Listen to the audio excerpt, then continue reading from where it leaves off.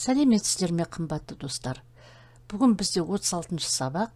Сабақтың тақырыбы не істеп тұр или не істеп жатыр. Ну, давайте посмотрим на картинки и найдем, что в них общего. Здесь изображены два природных явления. На первой картинке идет дождь, на второй картинке снег. Дальше действия, которые производятся людьми. То есть стоя поет, стоя разговаривают, стоя курит, стоя читает газету. Раз так, здесь мы можем употребить тұр. В таком случае мы можем сказать өлең айтып тұр, сөйлесіп тұр, шылым шегіп тұр, газет оқып тұр. Тұр подходит и для двух примеров, связанных с природным явлением.